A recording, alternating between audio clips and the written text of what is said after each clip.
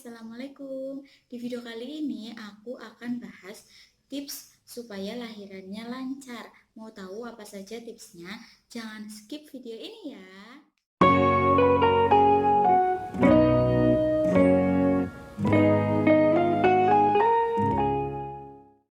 Bagi yang baru gabung di channel ini, perkenalkan aku Rena Herdiana dan ini anak aku Nan Lembah Mana.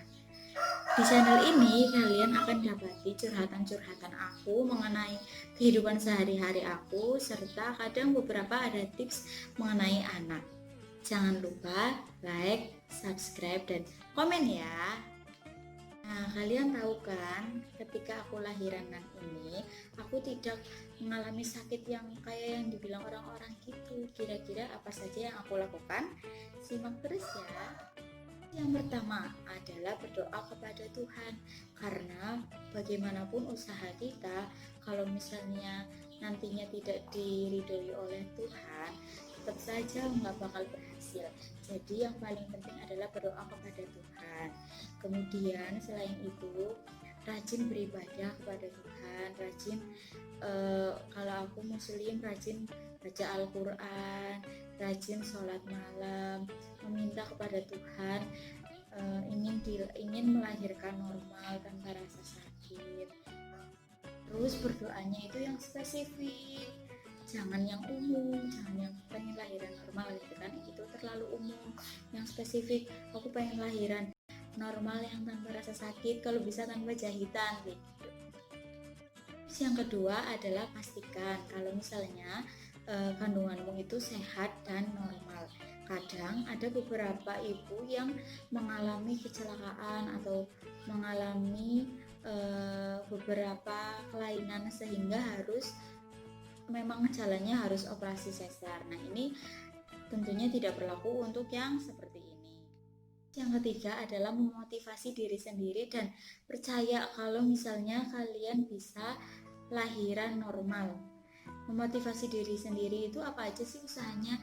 Misal kalau di maaf ya, aku bukannya iklan atau gimana, tapi aku itu punya MP3 yang dari bidan kita yang tiap malam itu aku dengerin. Nah, di situ itu kayak afirmasi diri gitu, kalau misalnya nanti lahirannya lancar, sehat, ada gelombang-gelombang cinta dan aku menikmatinya kayak gitu. Jadi kalau tiap malam aku dengerin itu dan sadar tidak sadar itu nanti masuk ke alam bawah sadar kita, sehingga nantinya kita bisa percaya kalau misalnya kita itu bisa kok lahiran normal, percaya sama diri sendiri gitu. Yang keempat adalah dengan berilmu, cari ilmu sebanyak-banyaknya. Jadi melahirkan itu kayak ujian, ada ilmunya, ada triknya. Jadi kalau misalnya bayangin kalau misalnya kalian mau ujian gak tahu apa-apa, kalian cuma bisa pasrah.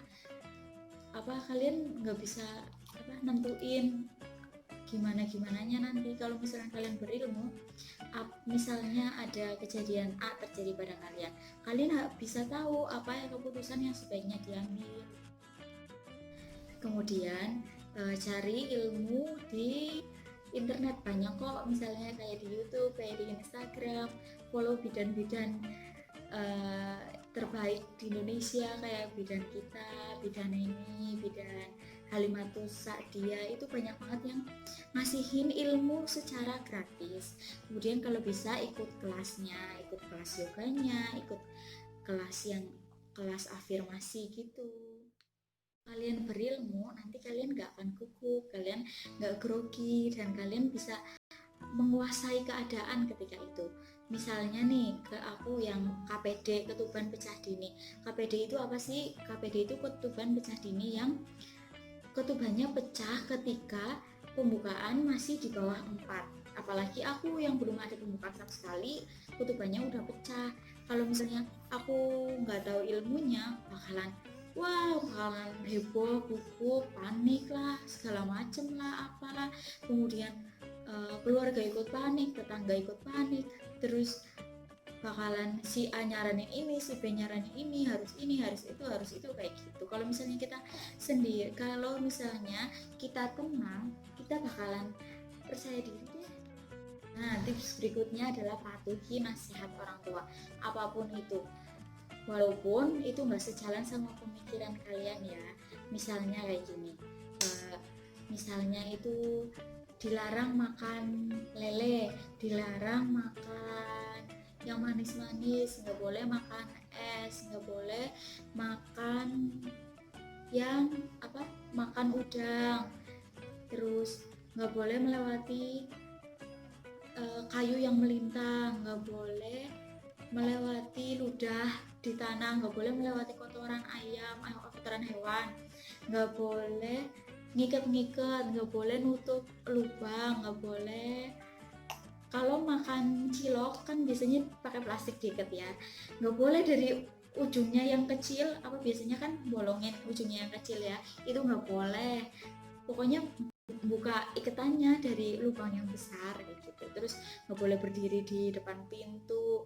Kalau mandi handuknya nggak boleh di samperin, diiniin, dililitin ke leher, nggak boleh. Nggak apa-apa, turutin aja. Setidaknya kita itu nyenengin orang tua, menghargai perhatian orang tua. Orang tua kan juga khawatir sama kita, orang tua juga kan kepengen yang terbaik sama kita. Padahal kalau dinalar ya, apa hubungannya handuk dililitin ke leher sama nanti anaknya kelilit tali pusar. Kemudian apa hubungannya kalau misalnya nanti sering berdiri di pintu, ternyata nanti lahirnya anaknya susah keluar di pintu terus kayak gitu.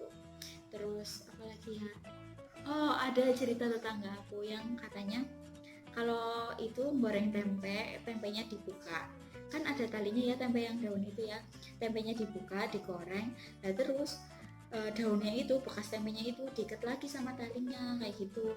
Nah itu nggak boleh, katanya itu nanti lahirnya kelilit-lilit ininya badannya sama si plasentanya gitu. Kemudian berbuat baiklah sama siapa aja, ini sih nasihat klasik ya, kalau walaupun kita nggak hamil juga kalau bisa ya baik sama siapa aja.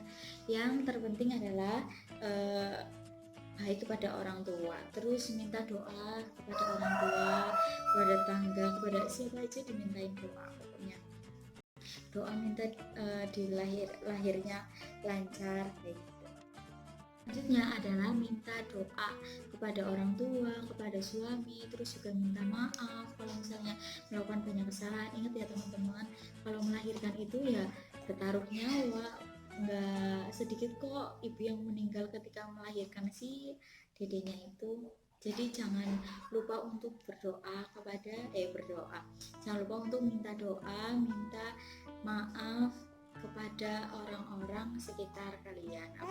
Apalagi kalau misalnya kalian merasa bersalah sama siapa gitu, jangan sampai doa orang tersebut itu menghambat lahirnya si dedek kalian.